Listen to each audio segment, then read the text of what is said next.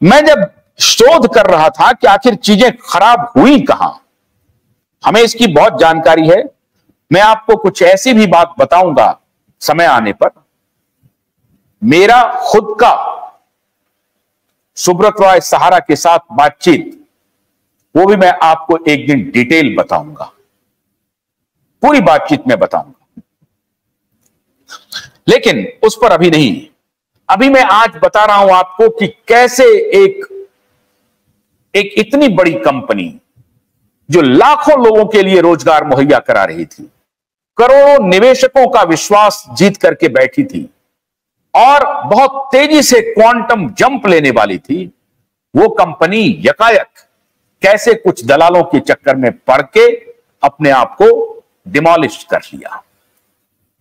और वो दलाल एक्टिव हुए और एक्टिव होने के बाद उन्होंने कुछ मुअम्मा दिया। ये सिर्फ एक कंपनी का मामला नहीं था, उस वक्त कई ऐसी कंपनियां थी जो सेबी के रडार पर थी। जिस बड़ी कंपनी को आप देख रहे हैं, रिलायंस इंडस्ट्रीज, आरआईएल की तहकीकात, इन्वेस्टिगेशन केएम अब्राहम कर रहे थे और एमएस साहू कर रहे थे।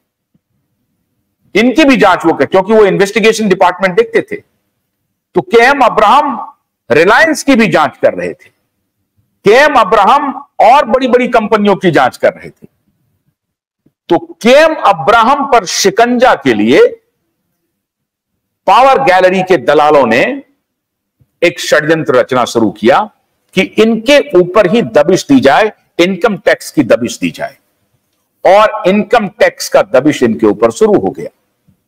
इतना परेशान हुए केएम अब्राहम, इतना परेशान हुए कि आखिर में केएम अब्राहम को खत लिखना पड़ा प्रधानमंत्री को, और तब जाकर के यह मामला शांत हुआ। लेकिन उस दौरान जो लोग कमजोर पड़े, जो ज्यादा गलती में थे, जो पावर गैलरी को मैनेज नहीं कर पाए, दिल्ली के पावर गैलरी को, वो फंस गए।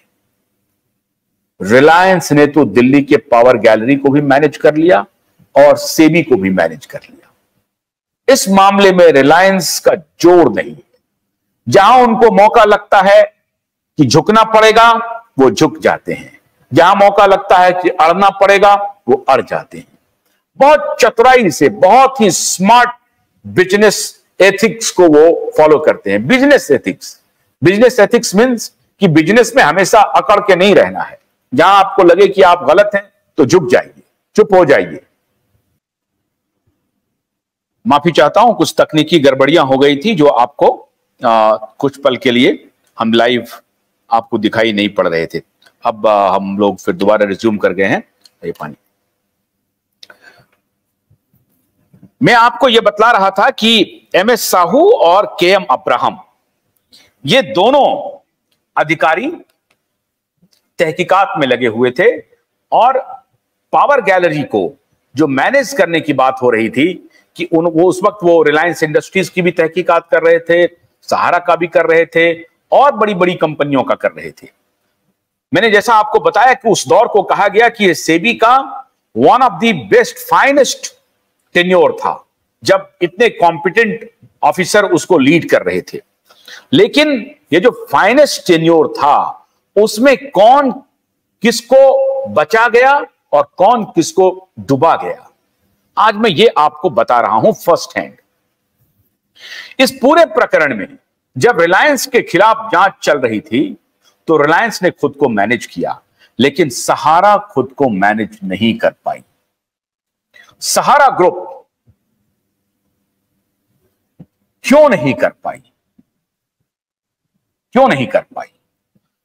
इसलिए नहीं कर पाई कि सहारा ग्रुप के ऊपर दलालों का कब्जा हो गया था और मुंबई से लेकर दिल्ली तक दलालों ने सहारा के प्रबंधकों को गुमराह किया, उन्हें कंफ्यूज किया और उन्हें कहा कि हम फाइट शुरू कर देते हैं। किस किस से उन्होंने फाइट शुरू किया? फाइट शुरू किया सेबी से और फाइट शुरू किया अदालत से। अदालत में जाने के बजाय, अदालत में खुद को अपीयर करने के बजाय अखबारों में विज्ञापन डालते रहे।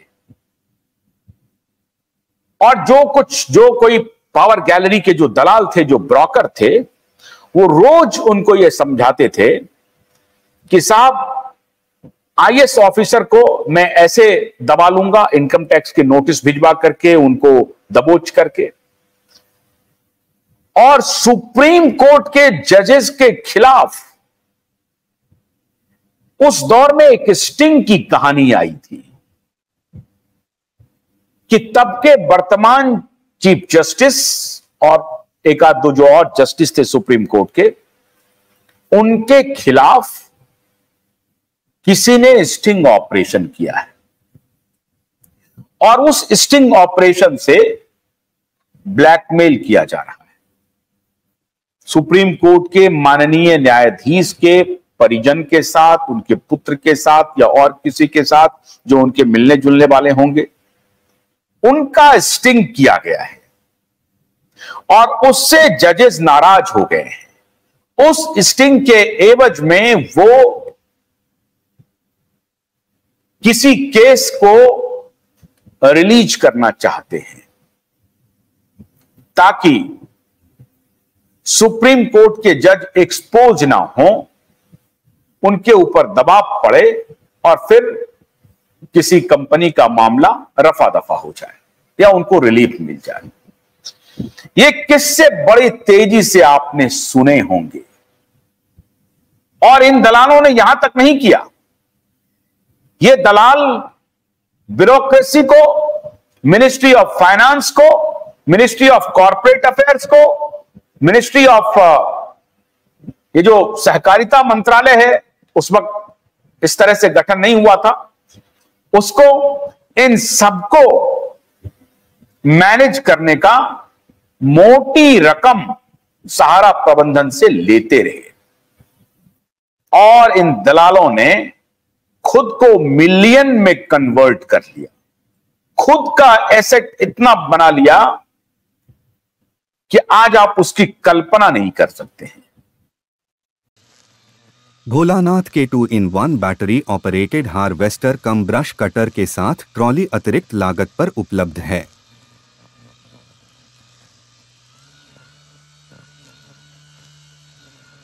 अधिक जानकारी के लिए कृपया दिए गए नंबर पर कॉल करें।